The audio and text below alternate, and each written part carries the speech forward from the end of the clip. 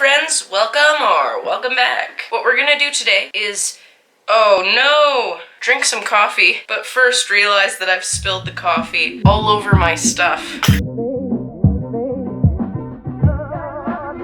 What we're going to be doing today is drinking some coffee and putting some makeup on and talking about service dogs, because I do plan to make a whole service dog series on my channel. Each video will be one step in the service dog obtaining process, because it's a lot of work and it's worth it, but you have to really make sure that you know what you're doing and talking about before you even go look at dogs if you're owner training. We'll talk about everything in the series. I do want to do the service dog laws by province, because the service dog laws are vastly different from Alberta, where I am right now, to Manitoba, 2 provinces away, where I will be in 4 days from when I'm recording this. That's mind-blowing. I cannot believe it. So I just want to help people go through the experience that I went through, only with my insight added to it. The first bit of advice that I have, I guess I should start putting on some makeup at some point. I don't remember exactly where I was going, but I don't want to balance my glasses on my head to keep my hair out of my face.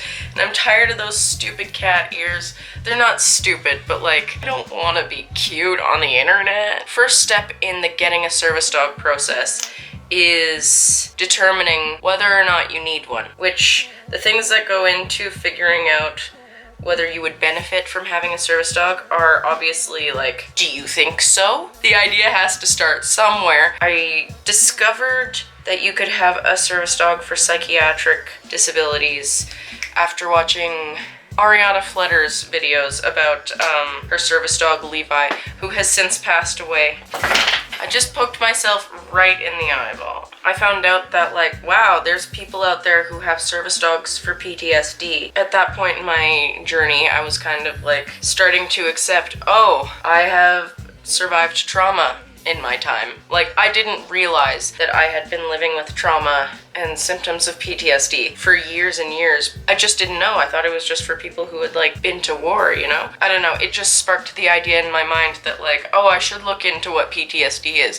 And then I found out what CPTSD is. That fit a lot better, like with my symptoms and stuff, and then I started really thinking about it and I realized, oh yeah, I have complex trauma. And then my therapist brought it up in a session one time. She was like, have you ever heard of complex PTSD? And I was like, yes, I was just looking that up, oh my gosh. And then it was validating and great. Love this foundation, but I feel like it oxidizes a little bit on my skin, or it's not exactly the right shade. I haven't figured it out yet. This is a really great foundation. Anyway, so step 1 is, do you have a disability? Symptoms of post-traumatic stress can manifest in many different ways. They can look different to everyone. And something important to note is 2 people can go through the exact same thing and not react the same way. So if you were in a car accident, for example, and your friends are fine, they like mentally they're okay, like they can go driving again and whatever, it's been a year, everybody's over it. Sometimes your system will have believed so strongly that it was going to die that it now perceives that same danger in the future, when that future no longer exists in reality. Your nervous system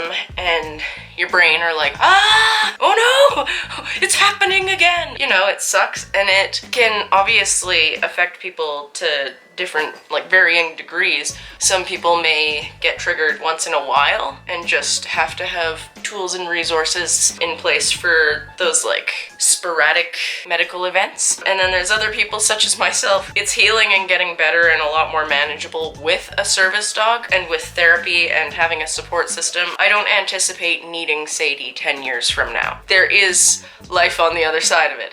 But for some disabilities, diabetes, I guess, is pretty permanent. You can have a service dog for diabetic alerts, heart conditions and stuff. There's not just psychiatric service dogs, obviously. And, fun fact, they're not just for blind people either, which I for sure thought when I was still doing my research. From what I had seen and what society had told me, service dogs were either guide dogs for the blind, they were for epilepsy, they were for war veterans who had PTSD, and those were the only people who had it. It's amazing how much educating yourself a little bit can bring you closer to all of humanity. We're not so different, you and I. Very different traumas, same results. Sorry, this is so rambly. You have to determine whether or not you have a need for a service dog. Depending on where you live, you might have to talk to your doctor about it. What I did was I spoke to my therapist about it first because, like, obviously that is my person.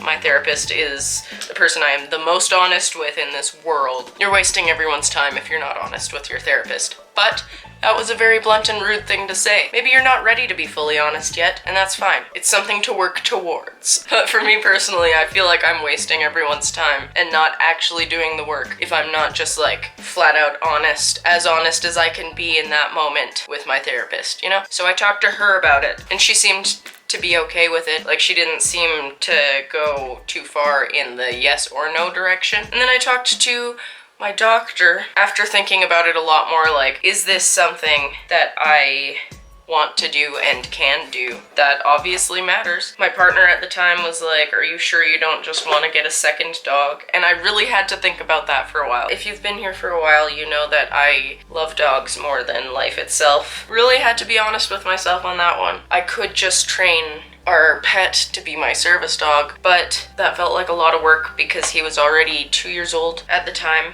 And like, you can teach an old dog new tricks, but I just didn't think I had the capacity to retrain him into what a service dog should be, type of thing, you know? And that's okay, like, some dogs are pets, and that's perfect. You're perfect. Had that honest talk with myself and my partner, and then went to my doctor, and I told her that, like, this is something I was thinking about, and like, did she have an opinion on it, and la la la. She is very, like, mental health positive, so she sat there and like looked over the paperwork that we found online together, because in Alberta you have to do a test and then get a government ID card. It's not like that in Manitoba. This will all come later in this series. I keep getting this phone call. This call is regarding enforcement action which has been executed by the Department of Justice against your social insurance number. So before this matter goes to federal courthouse or you get arrested.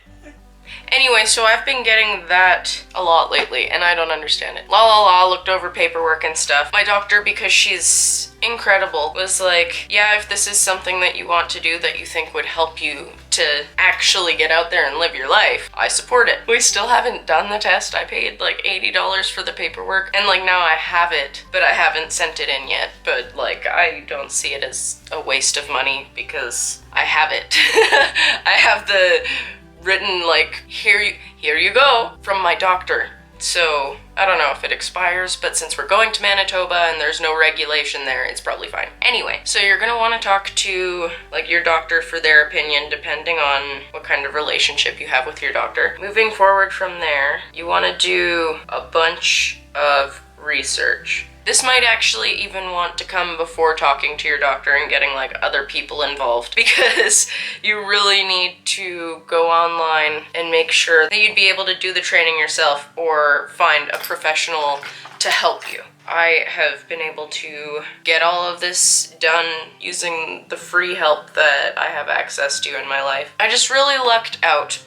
When you're doing research, you want to look into everything that would apply to you, such as like, can a dog be trained to help mitigate your exact disability? And another thing is the service that you require from this dog. Are they able to have it trained into them, or is it something that needs to be just like a natural instinct from birth? Something I didn't know until I was doing all my research. Dogs that are trained to detect seizures, that's actually not a trained skill. It's something that they have to either be able to sense or they can't sense it. And I didn't know that. I thought like every dog had the capacity to learn for psychiatric work and like listening to your heart and stuff. I just thought like, oh yeah, they can learn, it's fine. Apparently, there are some things that they can either do it or they can't. So that is a good thing to know when you're going in, especially if you're going to be owner training. We're going waterproof today because I'm going to be outside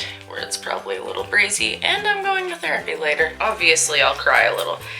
Anyway, you want to make sure that it's a thing that's like conceivably doable, you know? And then once you decide, yes, my condition is disabling enough, that I would benefit from the use of a service animal, then you can start looking into breeds and like what kind of animal you want. Do you want, like, you can have a dog, you can have a miniature horse. Those are really good for mobility. That's a thing. I've made a big mess of this, and of course it's waterproof.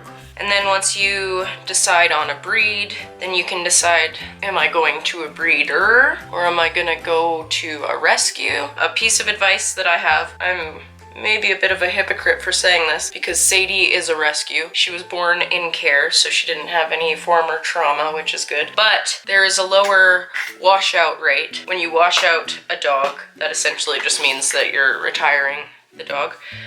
For whatever reason, but like it's early retirement. There is a much lower washout rate with dogs that have been bred for this specific purpose. So really think about, like, can I afford to go to a breeder? I could not. You just kind of have to figure out what your priorities are, I guess. For me, it just so happened that like the first dog I looked at ended up being the dog that was right for me. I don't understand how that happened because that does not happen. When you're meeting puppies, you have to do something called temperament testing. It's usually recommended that you bring a professional with you when you're meeting puppies so that you can do temperament testing and know exactly what you're looking for and la la la. I'm kind of obsessive, so I did a bunch of research, like watched videos of puppies being temperament tested on YouTube. If you asked me to find any of them and link them below, I don't think I could. It's years back in my history and I'm so sorry. But what I did was just looked up videos and looked up as much info as I could online about what you're supposed to be looking for and like the good signs and the bad signs and whatever. And Sadie passed the test. There's a piece of fluff on my eyelashes. People keep telling me that there's orbs in my videos, and I legit just think it's dust flying by the lens. I would love to think that I'm where the ghosts go hang. Obviously. I don't. I just think I'm a dirty bitch. I'm sorry. Anyway, but you want to make sure that the puppy has the right instincts, I guess. Does it have food drive? Does it have like prey drive? How quickly does it recover from you dropping this on the ground and making a big noise, you know? It's funny because she is like pretty timid and she's a lot like me. It's hilarious how much this dog and I are alike. She's a little cautious and she'll be like, okay, what was that sound? Okay, we just need a minute to process. And we're back, baby. When I temperament tested her, she passed with flying colors, and the rescue that I got her from, like, they make you go home and like sleep on it and then message them back the next day and be like, yes, I want this dog, or no, I changed my mind. What happened was we slept on it, and as early as I could, I was like, yes, give me this dog. Her name was Mercedes, so we shortened it to Sadie. It's been a long road so far, and I can't wait to tell you guys in detail all about it now that I kind of have the energy to. To recap, step one of getting a service dog is do a bunch of research. Research it for literally, I'm not kidding, and I know this sounds unbearably long, but research it for months before you even talk to your doctor about it. Or just do it in whatever order you want. But before you go see a dog, I beg of you, do months of research. And if you think you've done enough research, keep looking. Scour the internet and your local library for any kind of dog training information and service dog training information that you can. When you think you know enough, learn a little bit more. Because when it comes to service dogs, their training is never really over, because you always have to be sharpening their skills every day for the rest of their lives if you want them to be in tip-top working condition. It's like a car or any other medical tool. If you want to get the most out of it, you have to maintain it. Says the girl who let her winter tires run completely flat this past year. Oh, maintain your equipment with a heartbeat and otherwise. Do the research. Make sure you know exactly what you're looking for. Make sure you know 100% that this is what you want and what you need and something that you're capable of. I'll talk about why it's a lot harder to get a program-trained dog in the next video, because I've been talking for 26 minutes now. I guess that's where I'm gonna leave you. I'm sorry if I started talking about something and then went off on another tangent and never came back to it. If you have any questions and any specific information that you're looking for, just ask me in the comments below and I'll try really hard to include it in the series / respond to the comment, but I'm really busy, so I'll at least see it. I don't know if I'll have time to actually put out a thoughtful reply. Hence the service dog series. Maybe I'll do a Q&A video specifically. I should go plan it off camera. Thank you so much for watching. If you have any advice for me, seasoned veterans of the service dog world who have like had their dog for more than 2 years, please let me know in the comments down below, because I am always open to learning, because I want to be the best for my girl so that she can do her best for me. You know, if that makes sense. I love her so much. Anyway, I love you so much. Thank you for watching. Don't forget to be kind to yourself and others today, and I'll see you very soon. Bye! What is this? Like, what is the thing that I'm doing? I don't know. I've been getting into using my arms lately.